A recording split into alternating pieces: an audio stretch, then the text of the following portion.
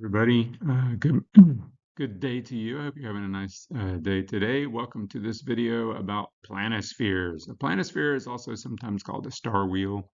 You may even have one at home, but if not, you're getting one today, and I want you to learn how to use it. We can do lots of things with planispheres, and over the next week or so, we're going to add some things. We're going to customize our planispheres.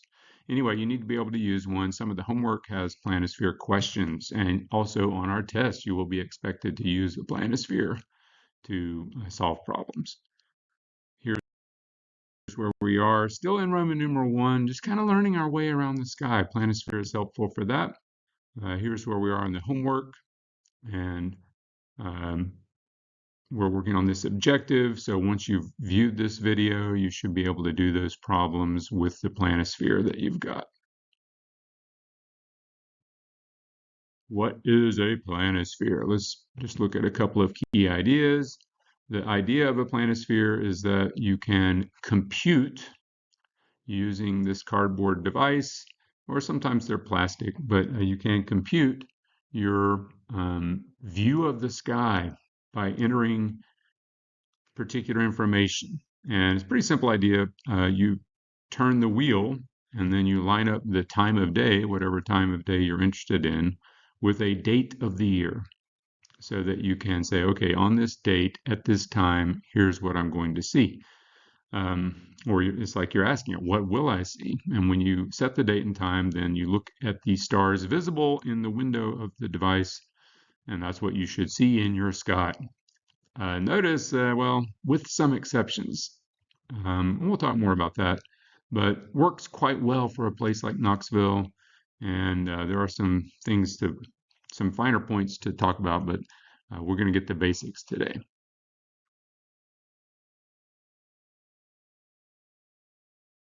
So here is what your planisphere looks like. You might want to get yours out and get it nearby while you watch this video. And let's look at what we can see here. What all are we looking at, and what all is shown on the planisphere? So this is important. What do we see? One thing I'll point out to you is that on this little note over here, this is a planisphere that's designed for viewing the sky from a particular latitude. So we've already discussed how latitude affects your view of the sky. So if you lived in a different part of the world, you might want to get a different kind of planisphere. They make them for different latitudes. They don't usually make them custom for a very particular latitude.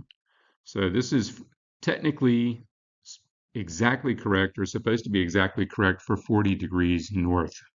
Knoxville is not 40 degrees north, so we are 36 degrees north, but that's pretty close. So what happens is this will work quite well. We're only a few degrees different from that, and what we're going to see from Knoxville is going to look really similar to what this shows. And that's about the best you could do, like a commercially made planisphere. Get one that's accurate for 40 degrees north, and that's going to work well for Knoxville and lots of places really around the world. So if you think about it, this is like the temperate zone of the northern hemisphere.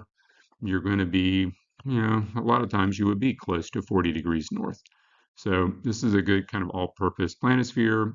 It is yours to keep, by the way, so you get to hold on to it and use it whenever you want, wherever you want, pretty much in the whole United States. Now, if you go extreme south or extreme north in the United States, it might look a little different, but overall, pretty well. Set your planisphere for a date and time. Notice over here, I've circled in red the setting on this particular planisphere, the way I have this set up. So I just chose this kind of randomly, January 15th at 9 p.m. What am I going to see if I go out and look at the sky? So turn your wheel, set it for 9 p.m. January 15th. Be careful, there are two nines on the wheel. I'll use my laser to point out the other one. So here's the other 9, but that's AM. So they are labeled. Make sure you're on 9 p.m., which is over there. And you should see the same thing on your planisphere. You should see the same things in the window. So one prominent thing that I notice is, oh, there's Orion. Orion is a very prominent constellation. You might recognize what it looks like, and it should be in the same place when you look on your wheel, and then you know you've got it set correctly. And then we're just going to talk about what we can see on this particular date and time. Of course, any date and time you could dial whatever you want. The edge of the window is your horizon. So this, I've circled it in red here just to emphasize, since this is showing us what we can see, well, we can only see the half of the celestial sphere that is above the horizon. And that means the edge of this wheel is basically the horizon. This is actually really similar to the sky maps chart that I gave you previously, and the typical kind of chart you would see like in the fold out of an astronomy magazine, just a circular printout of the sky. Now, it's not a circle, but it represents a hemisphere. It's supposed to represent and does represent a hemisphere. And the edge of the wheel is your horizon. So you should know that and remember that. At the top and bottom of this oval would be the north and south points on your horizon. Now, I've labeled them here. They're kind of labeled on the planisphere. So let me point that out to you. So up at the very top, it says north. Well, if you extend that down here, that's where north is on the horizon. The word south is pretty close to this point. So that one's the closest. Where are east and west? Well, you see the words east and west over here, but they're not so obvious. So let me show you how east and west works.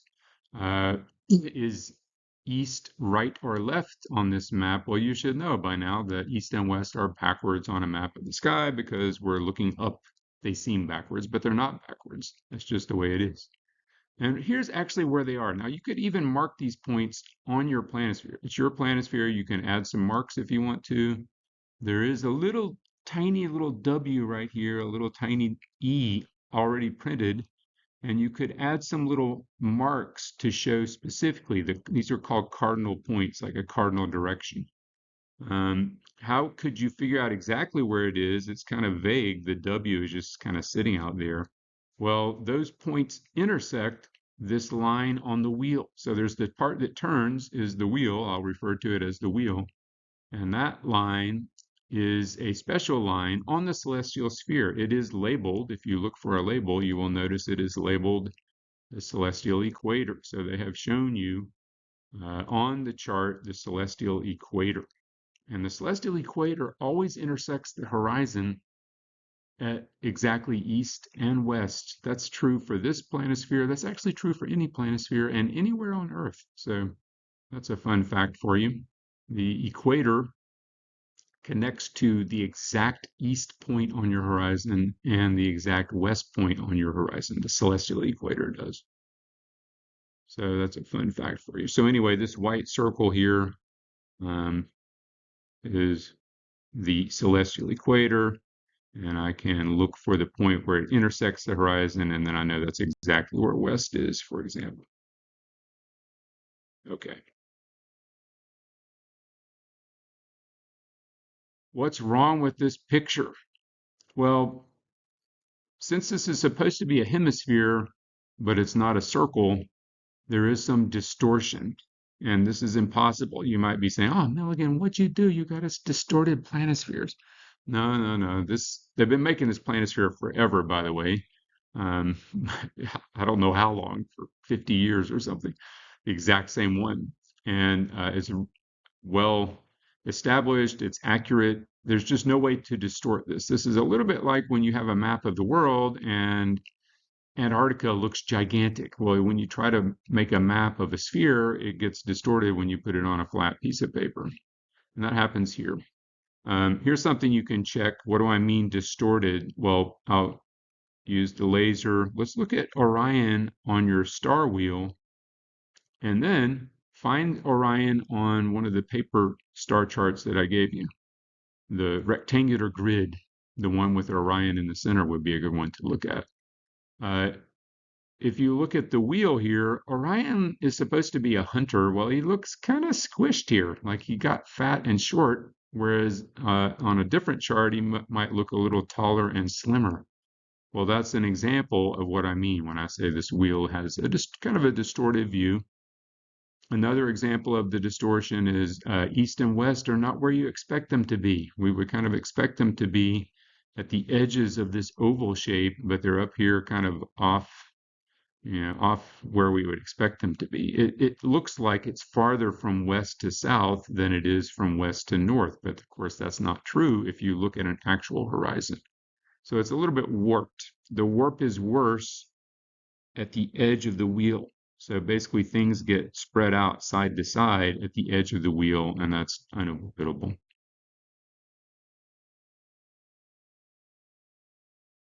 Worse near the edges. Um, so, what else do we need to know about the planisphere? Well, what is this thing right here? So I arrowed it with the yellow. Um, well, that's the pivot, of course. That's called a grommet. That piece of metal is sometimes called a grommet. And it's, of course, the axle for our wheel. And what is that? Is that what does that represent? That has significance. The point about which all the stars seem to rotate, I hope you recognize, is that's the celestial North Pole, because that's how the celestial North Pole is defined by the Earth's rotation. The Earth's rotation, of course, is what makes the stars look like they're spinning. Well, if that's the celestial North Pole, how about the zenith? So remember the word zenith means a point directly overhead. So if this is a distorted view of this hemisphere, where is the zenith? Surprisingly, it's right in the center, in spite of the distortion. So, fun fact, if you want to know where is the zenith in this view that we're looking at, it's exact center of the oval. And of course, that's what you would see if you look straight up. So the center of the wheel is your zenith. In the example we're looking at, you would see certain constellations and stars near the zenith. One of the bright stars that's labeled there is Capella. So if you look straight up on January the 15th at 9 p.m., you should see a bright star that's probably Capella, because that's what the planisphere is showing us here.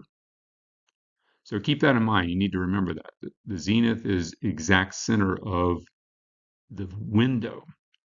Now, when you turn the wheel, the zenith stays in the same place, the center of the window. So don't mark the wheel, because your zenith changes as the wheel's turning. But where it is in the window is the exact center of the window. If you imagine a line that goes straight up and down and crosses the window, going through the zenith, going through the north, going through the south, this would be your meridian. If you look closely, well, you don't have to look too closely, but if you notice, there is a thing on the planisphere that says string hole meridian. And at the bottom, string hole. What the heck is that? Well, this is one customization you can make for your planisphere if you want to. I'm going to hold up some planispheres that I have here and uh, show you what that looks like. So um, here is planisphere like you have.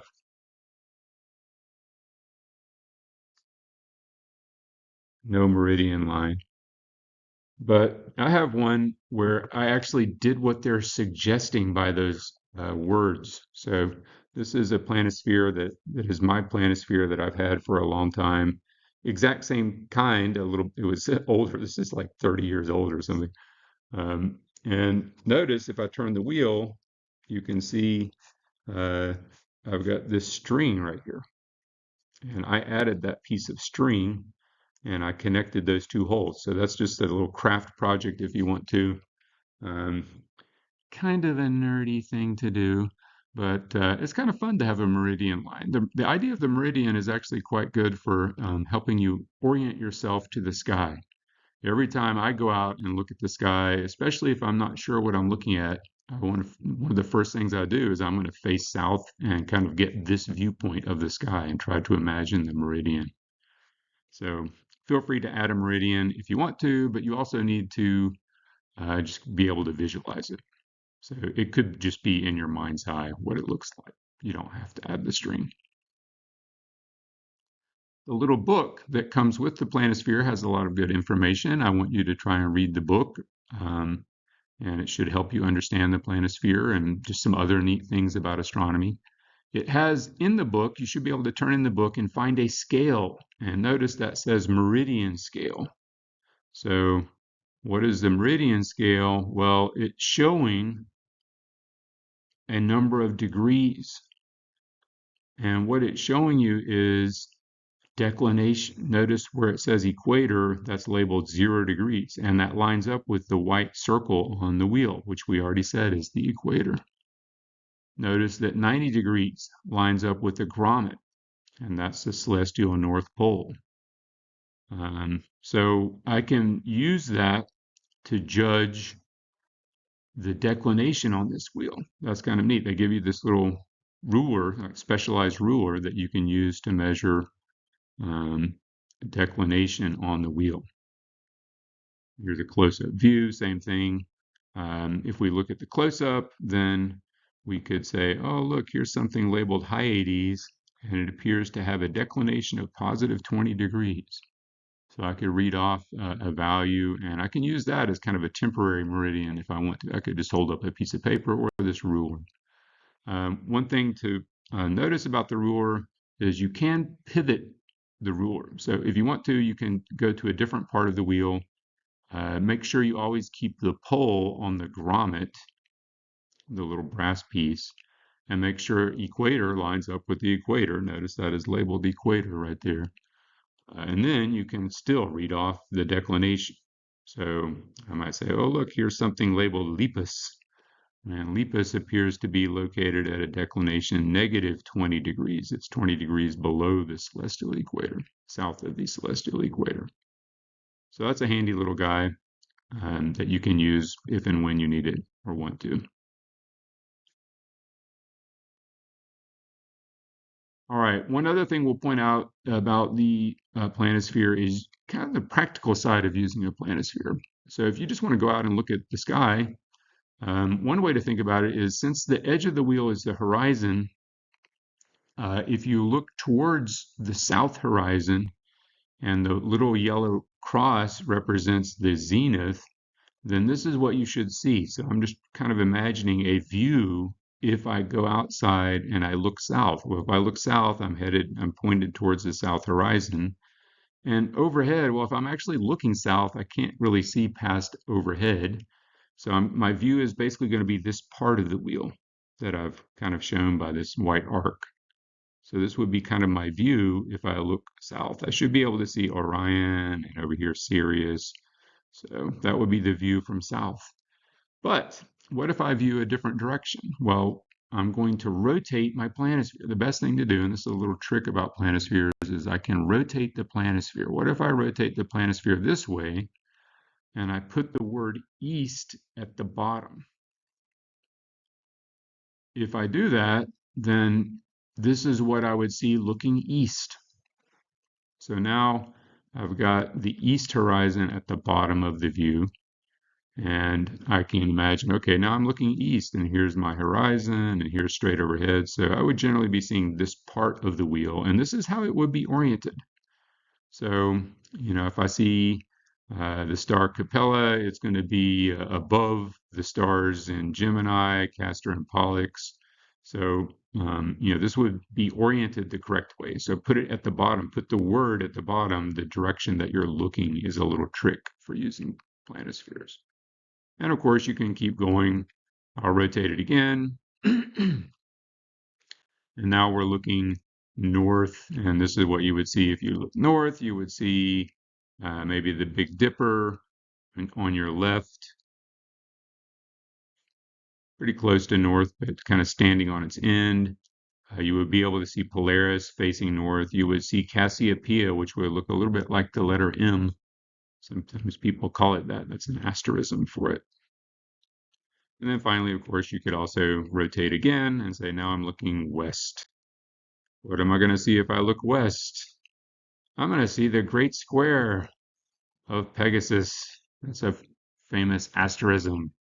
Another one of these really awesome names, very creative name. It's a big square. What are we going to call it? The Great Square. But anyway, that's how you use a planisphere. If you're just going to go out and just try to find something, go out in the sky, look in the sky. Hey, what am I going to see at this date and time? So now we're going to do some practice with the planisphere. So if everything we've talked about makes sense to you, then you should be able to answer these questions using a planisphere. And this is the kind of problem that you'll see on the homework and maybe on a test. And it's just understanding how to use the planisphere. This is good practice with the planisphere, kind of a practical thing, but it's also helpful with words like zenith and constellation, transit, meridian. So this is practice really with all the concepts. So question number one says, at 9 p.m. January 15th, find the constellations near the zenith, near the south horizon, near the west horizon. If you've been paying attention, I think you might know what to do, but let's look at it together and we'll answer that question. So if we go to our planisphere, then it was asking for the zenith. Whoops. And sorry, technical issues. Zenith, west horizon, and east horizon, or south. I already forgot what it asked, but I'm going to look for those points on my window. So if I look near the zenith, I'm going to see, well, right in the center of the wheel, right in the center of the view, actually, not the wheel, center of the oval, which is my horizon. So if I look in the center, I see a constellation Auriga, I see a constellation Perseus. So both of those constellations are near the zenith. What is near the east horizon? Well, over here, east horizon would be right there, and then kind of coming up above the east horizon. Well, near the east horizon is Leo. This is constellation Leo. And then this other one, well, I don't see the label, but you could rotate it and look for the label if you wanted to, um, and get a name off of there. If we go to the other horizon, west, well, I can see Pegasus. If I look at the south horizon, that would be down here. I see the constellation Calum. So let's look at our answers and see if we see any of those things. Of course, the zenith was the correct answer. Well, here are some answers. So near the zenith, Perseus; near the south horizon, Calum; near the west horizon, Aquarius, Pegasus, and Pisces. All of those are kind of close. Repeat for October 15th, 9 p.m. So rotate the wheel, pause the video. I'm not going to do this one, but you should know what to do. Try it yourself. Pause the video, set the wheel for 9 p.m. October 15th, and same questions. What constellations are near the zenith, south horizon, west horizon? Did you get these answers? You should. So here are some correct answers. You could kind of check yourself and confirm that that's correct for that date and time. Let's go back to January 15th, 9 p.m. What stars are setting? What stars are rising at that time? So let's go back to our wheel and talk about this one. So what I would do now is ask myself, well, rising and setting, how am I supposed to know what that means or where the stars are rising or setting? Well, there are two ways you could do that. One way you could do that is say, well, the sun rises in the east. Basically, everything rises in the east. The rotation of the earth causes that to happen. So I'm just going to look near the east and find what is rising. So I see the prominent star Regulus has just come above the horizon. That's the only prominent star that I see labeled. So that would be an answer. And we don't have to give an answer that when it's not labeled. Don't worry about that. And then setting, of course, would be opposite. So over here, what stars are setting? Well, I see this little thing called the circlet. We talked about that asterism. So that's a star that's getting ready to, those are some stars that are getting ready to set.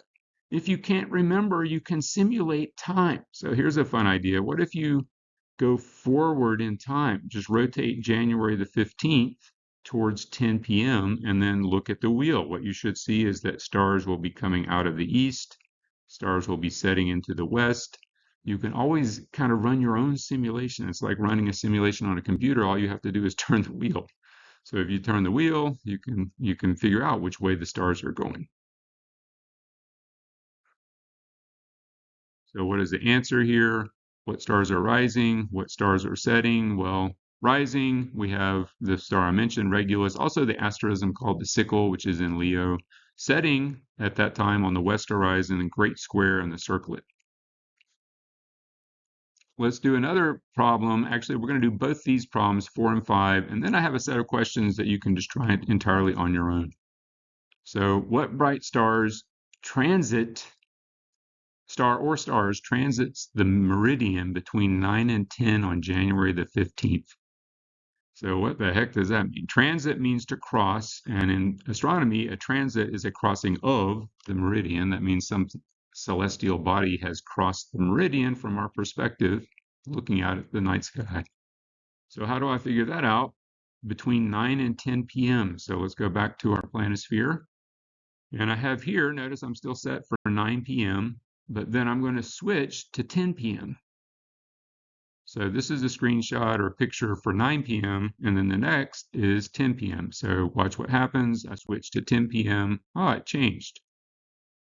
And what I should be able to figure out is that some of the brighter stars have moved from one side of the meridian to the other. So I have these circled or indicated with these white arrows. And you can try this yourself. Go from 9 to 10. Notice that January 15th is now lined up with 10. So switch back and forth, 9 and 10. And what you should find is that the bright star labeled Capella went from here to here. The bright star labeled Aldebaran went from here to here. And the bright star labeled Rigel went from here to here. So all three of those stars would have gone across this imaginary line called the meridian. Now, if you had a string like mine and you nerd out, which is kind of fun, then you would have a string and you could really tell specifically and easy. It might be kind of hard to judge, but remember, you could always just hold up a piece of paper and kind of make a temporary meridian if you wanted to. So my answer is Capella, Aldebaran, and Rigel. That was that question. And then the other question was, what is the sidereal time? So how the heck am I supposed to get sidereal time out of the planisphere? Well, remember, sidereal time is the right ascension that lines up with your meridian.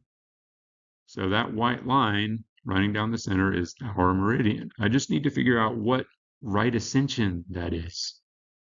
For this, you probably would want to get one of the star charts, like the flat paper part chart, a star chart that I gave you, the grid, and the rectangular grid. I have a screenshot of it here. And if we compare what the planisphere is showing us, I can find it on my grid. So what I've done here is I've set the date and time that we're interested in. So this is January the 15th at 10 p.m. The meridian goes through the zenith and straight up and down. And it goes right past the star Capella, and it goes right past these three stars that are close to one another in Orion. That's sometimes called Orion's belt. And then if I look over here on this star chart, and I just have a little screenshot of that, I see Capella, I see the three stars in Orion, and I can kind of imagine, well, okay, this meridian is lined up with a right ascension, looking at the bottom, somewhere between 5 hours and 6 hours. So now I'm going to add a line. There's the meridian, which has to be on 40 degrees declination, by the way. So that's the same point as the yellow X there. It's in the middle of Auriga. And then I can run this line down here and notice it goes right past the three stars, just like it's shown on my wheel. So I hope you get what I'm trying to point out here. I can figure out, okay, what I'm seeing on my wheel matches what I would see over here. A meridian line would always go up and down on a chart like this, just a straight up and down line. So it's going to line up with some right ascension. In this case, it's about halfway between 5 and 6. So it looks like about 5 hours, 30 minutes would be the right ascension, but that's also the sidereal time, as was explained previously. So it looks like our answer there is going to be 5 hours, 30 minutes, or 5.5 hours. Let's see what my answer key shows. So what bright stars transit the meridian? Well, we had that one correct, Capella, Aldebaran, and so on, Aldebaran and Rigel. And then what is the approximate right ascension and declination of the zenith, and what is the sidereal time? Well, the declination of the zenith is always equal to your latitude. Remember, the planisphere is designed for 40 degrees north, so that's going to be the answer for the declination. And then the right ascension is the 5 hours, 30 minutes. And that's also the sidereal time. So that's our final answer there. 5 hours, 30 minutes is the right ascension, 40 degrees north is the declination, and then the sidereal time is 5 hours, 30 minutes. All right, so that's an example of the kind of thing you can do with a planisphere. And you have questions similar to this in the homework, similar to this could be on the test. I want you to practice the next ones on your own. Don't skip this. So I'm going to put these questions up here, and then I want you to try and answer these questions and pause the video. Don't just skip to the answers. It's going to help you to think about the questions, think about using the planisphere. And this time I'm not going to show how to do it. So you need to figure it out for yourself, try it yourself. It's much better for you educationally to kind of force yourself. This is practice. So pause the video, try to answer these questions. Then when you're done, you might want to write down your answers. Then when you're done, go forward in the video and look at the answers. See how you did.